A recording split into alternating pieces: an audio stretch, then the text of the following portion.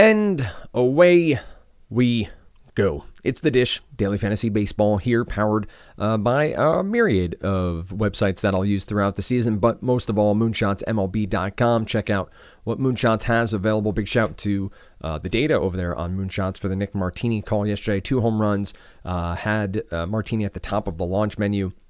I won't do a ton of this, but when I see data so conclusively bear out in baseball, it's fun to shout out and make sure everybody's aware of. What you should see now on your screen is the different options over there on moonshotsmlb.com for your potential subscriptions. $229 early bird gets you everything. So take that in mind. There is a free option.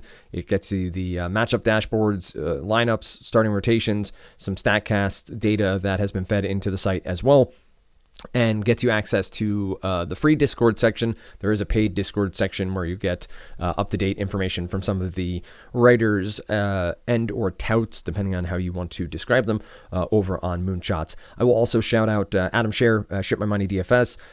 Worked with Adam many years ago, it feels like now, over at Awesemo. He stayed on at Stochastic, not there anymore. He is doing his own thing, so check out what Adam has going. One of the more analytical minds in daily fantasy, does a really good job with the math side of things, even though he's not a math guy per se, and in understanding what approach you should be taking to different tournaments and lineup construction. Very good at simulations when they are available to him and how to utilize them in lineup building. But with that said, we have an 8-game slate here on this Friday. Late start for me. Meant to record last night. Fell asleep with my kids. Woke up at 2 a.m. Wasn't going to record then. And then this morning, work got in the way. So trying to keep this train rolling. I'll look to do this as often as possible, Monday through Friday. Doubt you'll see much of me on the weekends. But nonetheless, we begin Blue Jays at Rays, Tropicana Field, Domed Stadium. Chris Bissett versus Aaron Savali. Blue Jays and Rays pretty much in a pick 'em here. Plus 102 for the Blue Jays. Rays at minus 122 odds. Sit at over under sit at 8. This isn't a game I'm really interested in. I assume there'll be one-off plays that you can utilize if you so choose. But if we look at the daily launch menu, I guess Brandon. Let's see. Is Brandon Lowe? I still feel like Brandon Lowe's still banged up, if I remember correctly. Yeah. No. Josh Lowe. And I always get Lowe and Lau incorrect, but he returned to Team Week. Okay, so he'll be in the lineup. He is projected well over on. You get Siri as well. So Brandon Lowe, I believe it's Brandon Lowe. Let's have some fun. Let's go to Baseball Reference and check out if he's a Lau or a Lowe. Brandon is now. So it's Brandon Lau. Brandon Lau. I love that says rhymes with now. And his nickname is Bam Bam. So we learned something new here today. So Bam Bam Lau is being projected well. So one off there does feel possible. 3,800 on DK. Let's check in on Siri. 3,800. So reasonable price points there, getting decent bumps on the launch menu and on projections. So if you need one-offs from that game, don't see a real problem with it, but not a game I think I'm going to really target. Pirates at Marlins. We have AJ Puck and Martin Perez. Again, just for fun, while I do this, check out, make sure I'm saying AJ Puck's. Puck. I don't know if it was like Puke or something. Pirates at Marlins, we have a plus 110 for the Pirates, minus 125 for the Marlins, over under 8.5. Checking out the Pirates against lefties, 24.8% K percentage. For the homestanding Marlins, 23.4%. Low walk rate. So some upside here. Martin Perez is not a strikeout pitcher. We are well aware of that. If we switch on over to our projections here for Whiffers Row, Martin Perez projected at 4.8 strikeouts. Surprisingly, AJ Puck is at 4.4. Let's check out 2023 AJ Puck, 26.9%. That was in limited action. Clicking into, can you tell I haven't really done much research heading into this? 28 games. No, sorry, age 28, 58 games in relief. Obviously, numbers are better in relief for Puck. How many innings? 56.2 innings. All right. I think K percentage in his career as a starter hasn't been great. Still Ks per 9 elevated enough. Let's see, price point. 7,000. So he'll be in the mix for me. Surprised by the K projection over on Moonshots. I wonder, again, we talked about Reagan's yesterday. I wonder if this is a data issue. He's listed as a relief pitcher. Maybe it is a number of pitches possibility, how much he'll throw. Sorry, during a big league career. Oh, I was wrong there. I thought Puck had started in his major league career. I know he did in the minors, but I'm incorrect there. All 142 of his appearances coming in relief. How many pitches did he throw? 3.1 innings in Saturday. That was a while ago. 2 weeks ago. Okay, so I think he's going to be a part of the mix here. Pirates, clearly a team that struggles at the dish, and the dome there is sort of like 3-tiered, so I don't know how much the wind plays, but wind blowing in from center, if that play, I assume it's open air dome, right? It's a retractable dome, so maybe that plays as well. Yankees at Astros, Carlos Rodon versus Christian Javier. Plus 100 for the Yankees, minus 120 for the Astros. Over-under of 9, not surprising there. Astros, 17% K percentage, 9% walk against lefties. Yankees, 21.7, 10.6. I have a feeling there are going to be a lot of walks in this game. I think the projections would bear that out. Let's see, median max. Carlos Rodon. Not even seeing him listed. There's Aaron Judge. There's Juan Soto. Oh, Moonshots is not liking Rodon today, huh? Whew. All right, 4.8 strikeouts. There's the versus. Yeah, no, I don't even see him as projected in the projections right now. So that might just be, again, a data thing that as matchups come in, they'll fill out. But this would seem to be another game of offense. We're in day number 2 of the Major League season, forgetting about the Korea series, and we're already seeing a lot of iffy pitching matchups, and that is going to be the case all year round. There are a lot of injuries, a lot of question marks, and a lot of rotations, and we're just going to see that it's a bit of a mess, that it is going to have severe implications on offense. We saw the Diamondbacks go off yesterday for 16 runs, so I think we're going to see a lot of cricket numbers this year. So in this matchup, let's check projections by team, the stacks. Yankees at 8.64, Astros at 9.09. So the over-under, the data, the underlying data of these two pitchers, Christian Javier's had his upside, has some walk issues from time to time. Carlos Rodon, I think we all saw, absolutely have the wheels fall off last year, and now he's being expected to be sort of the real ace of this squad. In that he has to go out and fill in for Garrett Cole in some way, shape, or form. He's not that guy, though. And so this seems like a clear upside offense moment. If we continue on, Rockies at Diamondbacks, Merrill Kelly's going to be very popular today. We don't have ownership projections yet, do we? No, we don't. But I think Merrill Kelly's going to be 30, 40% owned on this slate. The strikeout upside is there. Rockies are plus 195. We know about their offense outside of Coors Field.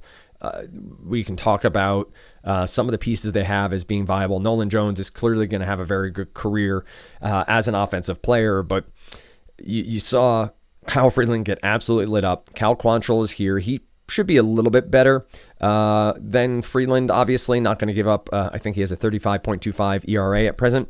But this is another game to look at for offense, especially from the Diamondback side. I think Merrill Kelly is going to be very popular as a SP1. Minus 238 for the Diamondbacks, plus 185 for the Rockies, over under of 9. Two good options here for pitchers coming up in our next two games. Guardians at Athletics. I really like Logan Allen here. Not shocking. I assume every DFS site is going to list Logan Allen as your cheap option because this A's team is dramatically bad. It is dramatically bad. Guardians minus 135 on the road. Athletics only plus 114. Over under of 7.5 though. Ross Stripling on the other side, not a huge fan. I don't see a reason to go that way. Checking projections quickly. Pivetta, if we go pitchers only, that's what I should have done before.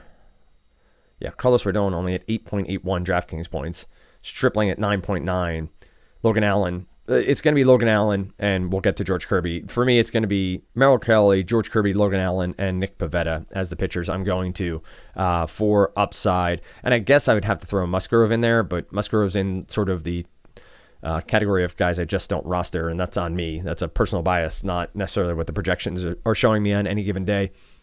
But if we close this out, Ross Stripling against the Guardians, they don't strike out.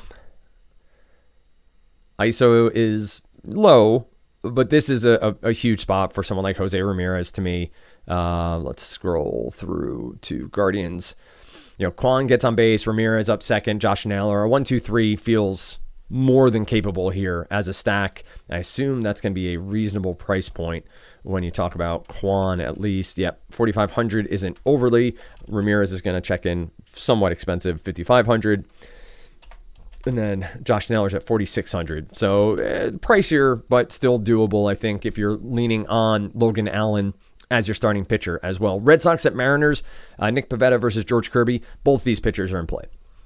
I don't think that's any surprise. Pivetta has the strikeout upside. The Seattle Mariners starting lineup, 22.8% K percentage against the pitching hand, and that is a rolling average of 2023, 2024. That's how Mike does it on Moonshots. So that's the numbers you're seeing there, is combining data from 2 different years, where something like Fangraphs will just be for the date period you say.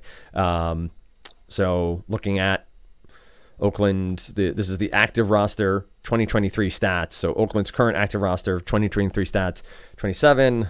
Pittsburgh's at 24, 26. Seattle's here at 24.5%. So I think Pivetta has plenty of upside against the Seattle Mariners team. 22.8%, 8.9% walk. For the Red Sox, this isn't an offense that I fear. 23.1% as listed on Moonshots. Over on Fangraphs, BOS, there they are, 23.5%. So not too much of a disparity there. This is both pitchers in play for me. Wind blowing from left field towards the dugout, as per this sort of graphic here for now. Obviously, weather data and umpires are not included in the first run of the Moonshots projections. But here we are with some good data pointing towards Pivetta and Kirby both being in play. Looking back at our price points, Kirby at 9,700, Pivetta at 8,100 over on FanDuel. Kirby at 9,600 and Pivetta at 8,500. Logan Allen's 86. Okay. And once again, FanDuel including all the same games DraftKings is for today's slate. Let's continue on. Up next is Harrison against Musgrove. Giants plus 130. We have an over-under of 8. Joe Musgrove's fine. I'm just not a big fan of starting him. Padres don't strike out a ton against lefties. Maybe Jake Cronenworth in play here. Let's see what our projected lineup looks like for the San Diego Padres. Ha-Seong Kim, Tatis, Machado, Bogarts. I love playing Cronenworth against lefties. I don't even know what his splits are. I just love the idea of it because, again, it's the Charlie Blackmon effect for me, is finding those handedness matchups where the data doesn't really bear out that they struggle. And so I'll have to look. Let me see what Cronenworth is. It might just be another one of my random mismemories of the past of playing people and it working out in my favor. Let's see. Splits. Come on. That's for 2024. His splits this year he's batting 1,000. Let's go career. And versus lefties, average is 243. Let's get into slightly more advanced data. Lefty versus lefty, 311 WOBA, ISO of 141 versus 11, 141. All right, not great. So maybe I'm misremembering there a little bit of when I've benefited from playing Cronenworth against another left-handed pitcher. But you have, if this projected lineup bears out, Kim, Tatis Jr., Machado, Bogarts, that's all viable. Campusano, I'm probably pronouncing that name incorrectly as well. Luis, let's check in. Campusano. Campusano. Awesome. I got it close to right. So 1 through 5 will be viable, I think, on DraftKings, on FanDuel. Let's see what someone like Campusano is on. Yes, 3,800. Takes care of your catcher spot if he's in that 5-hole in the lineup. Obviously, on FanDuel, you don't have to play a catcher. Remember those good old days of, what was it, Fantasy Draft? I still have my Fantasy Draft t-shirt. Lofty used to always say, of course, LOUGHY_D. Used to always have fun with the fact that he didn't have to play a catcher on fantasy drafts. But I digress. Let's get to the last game here. Cardinals at Dodgers. Potential for rain here. Zach Thompson, Bobby Miller. Miller has shown some electric upside. Clearly is somebody that has the strikeout ability. Cardinals against righties, 22.6%, 10% walk. For the homestanding Dodgers, 21.6%. It's going to be a broken record from so many people this year around the Dodgers stacks. We know they're always going to be in play. It's whether or not you can afford to get them into your lineups. You talk about Shohei Ohtani. He's 6,300. You talk about somebody, who else can we walk down? Let's click and make it easier for me. Dodgers. Depth chart. Freddie Freeman, 5,700. Gavin Lux is 3,100. So you like that at second base. Mookie Betts is 6,500. Teoscar Hernandez is 4,900. Even James Outman, 4,400. Maybe you get some Jason Hayward love at 3,500. But I would assume you're going to see some more of the righty bats. Let's see what the projected lineup is from Moonshots. Betts, Ohtani, Freeman, Will Smith, Teoscar, Chris Taylor, Enrique Hernandez. Those all make sense as potential lineup insertions here. So maybe a little Kiki Hernandez at 3K. What's Chris Taylor at? 3,100. So that's where the savings will come in. And if you can turn this lineup, if you go 7, 8, 9, 1, 2. Again, less at bats, I get it, and not every day is going to be a martini day. Can't handle vodka, or gin for that matter. But nonetheless, I think you really have an option to get a little bit different here and save a ton, right? If you go 7, 8, 9, 1 or 7, 8, 9, 1, 2, you stack 5. You have a ton of savings with Chris Taylor, Enrique Hernandez, and Lux. What was Lux at? Yeah, you have 3K players right there in a Dodgers lineup. That, let's check back on our matchup. Over under of 9. Dodgers minus 225. I assume implied totals here are what? 5.8 and 3.2 would be my guess. That's another site I've used many times over is Fantasy Labs. Shout out to them for their MLB Vegas. Oh, there's no games today. Well, that's interesting. Oh, there they are. Thank you. Ooh, I was close. 5.6 and 3.7. What did I say? 5.4 and 3.2? Anyway, I think there is ways to get to Dodgers here, and I like that. I'll probably try to figure that out as best as I can. But a quick back of the envelope. Kirby, Kelly, Pavetta, Logan Allen are my starting pitchers. Those are the ones I'll have in the mix. And then from a stack perspective, clearly the Dodgers, the Diamondbacks are going to be up there. I think the Astros make a ton of sense. It's what the stacks tool is showing you over there on moonshotsdfs.com. I'm going to get creative and try to do what I do often is 8-9-1-2 or 9-1-2-3. In this instance with the Dodgers, as I said, 7-8-9-1-2, and then fill in pieces along the way. Let's take a quick look at the daily launch menu. Jake Berger was somebody I didn't talk about before for the Marlins. You have 3 Dodgers in a row here at the top. Brandon Lau for the Rays, again, as a one-off, I think makes fine sense. Nolan Jones checks in here at plus 425 on DraftKings. 30 expected home run is 0.31, so not the worst value there. I know some people are calling for Juan Soto's first home run of the year today. I'd be interested to see that. But yeah, I think that does the first look. Again, this is me walking through the slate and looking at the numbers for the first time. Hopefully it is at least mildly entertaining and keeps your research a little later, a little faster. But more so than anything, just me talking about baseball and trying to take a look at what Mike has over at Moonshots, what Fangraphs has to offer, and reminding you to check out all the great content that's available in Major League Baseball daily fantasy sports. With that said, until next time, best of luck on your Friday slate. I'll probably see you Monday morning.